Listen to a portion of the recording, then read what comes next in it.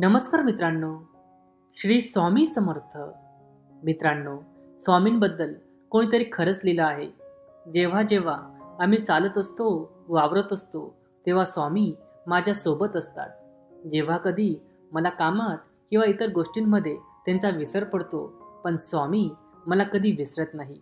रात्रीच्या शांततेत जेव्हा मी डोळे मिटून गाढ झोपत असतो, तेव्हा पण माझं त्यांच्याकडे लक्ष नसलं तरी त्यांचं माझ्यावर कायम लक्ष असतं. ते कधीच या गोष्टीत चुकत नाही. तर मित्रांनो, यावरून आपल्याला कळतं की स्वामी किती प्रेमळ, मायाळू आहेत. स्वामींचं आपल्या भक्तांवर कायम लक्ष असतं. मित्रांनो, तुमच्या मनात जर हा प्रश्न येत असेल की स्वामींचे एवढे सारे भक्त आहेत, मग स्वामींचं माझ्यावर लक्ष असेल का?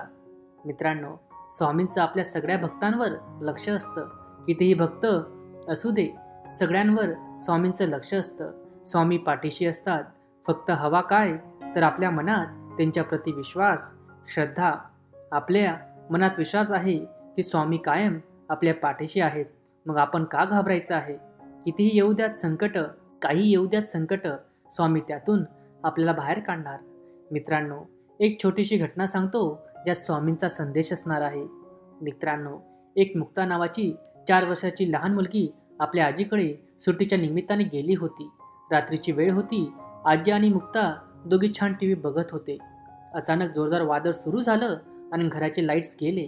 लाईट गेल्यामुळे काय झालं, त्या फ्लॅटमध्ये राहत होत्या, त्यामुळे त्यांच्या घरात पूर्ण काळोख झाला आणि छोट्या मुक्ताला फार भीती वाटू लागली. आणि आजी म्हणाली, मुक्ता बाळा, आता आपण काय करू? झोपून जाऊया. असेही 10 वाजले आहे, बाहेर वादळ सुरू आहे, आपण झोपून जाऊया. तेव्हा मुक्ता म्हणाली, आजी, मला या अंधाराची फार भीती वाटते ग, काय करू? आजी म्हणाली, अगं बाळा, असं. छान हास्य देऊन आजीने खिडकीचे सगळे पडदे छान उघडले आणि छोट्या मुक्ताला खिडकीतून बाहेर दिसला तो लखलखणारा चंद्र. आणि आजी म्हणाली की बाळा, आपले लाईट जरी गेले असले तरी देवाचा लाईट कधीच जात नाही. तो बघ, देवाचा लाईट तिथे चालू आहे. यावर छोट्या मुक्ताला फार अप्रूप वाटलं आणि विचारलं की आजी, म्हणजे हा चंद्र आहे तो देवाचा लाईट आहे? आजी म्हणाली, हो. मग मुक्ताने विचारलं, मग देव त्याचा लाईट बंद करून झोपत नाही का ग? आजी म्हणाली, नाही बाळा, देव कधीच झोपत नाही, कायम आपल्यासाठी जागा असतो. देवाचं आपल्यावर लक्ष असतं. मग हे ऐकून छोट्या मुक्ताला फार आनंद झाला. तिचा चेहरा अगदी खुलून आला. ती तिच्या बाल्यभावामध्ये म्हणाली, अरे वा, मग आता जोपर्यंत देव जागा आहे तोपर्यंत मला घाबरण्याची गरज नाही. बघा मित्रांनो, ही आजी आणि नातीची गोष्ट साधीशी आहे, पण आपल्याला मोलाचा संदेश देते की आपले स्वामी पण म्हणतात की भिवू नकोस, मी तुझ्या पाठीशी आहे. हम गया नहीं, जिंदा है. या वाक्यातून आपल्या शाश्वती मिळते की स्वामी कायम आपल्या सोबत असतात. जसं छोट्या मुक्ताला कळालं की देव कायम पाठीशी आहे, मग कशाला आता घाबरायचं? हेच आपल्याला लक्षात घ्यायचं आहे की स्वामी कायम आपल्या पाठीशी आहेत. त्यांच्यामुळे कसलीही, कशाचीही, कोणाचीही भीती आपल्याला बाळगण्याची गरज नाही. स्वामी पाठीशी असतात. फक्त हवा काय, तर आपल्या मनात त्यांच्याप्रती विश्वास, श्रद्धा. हा विश्वास हवा. जसे या मुलीच्या मनात विश्वास निर्माण झाला की देव आहे, तर मग घाबरायचं कशाला? तसंच आपल्या मनात हा विश्वास कायम ठेवा की स्वामी कायम आपल्या पाठीशी आहेत. मग आपण घाबरायचं का? मग कितीही संकट येऊ देत, काही येऊ देत, स्वामी त्यातून मला बाहेर काढणार. फक्त एक चूक करायची नाही.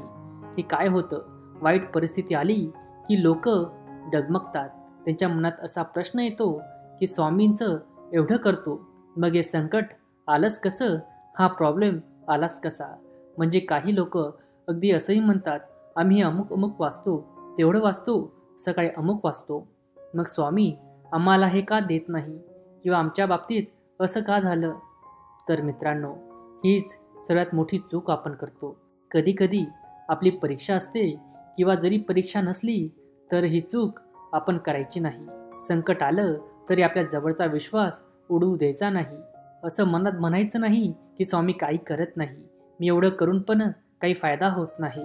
उलट अशा परिस्थितीमध्ये जितका जास्त होईल तितकी स्वामींची सेवा करायची आहे, जास्तीत जास्त स्वामींच्या जवळ जायचं आहे.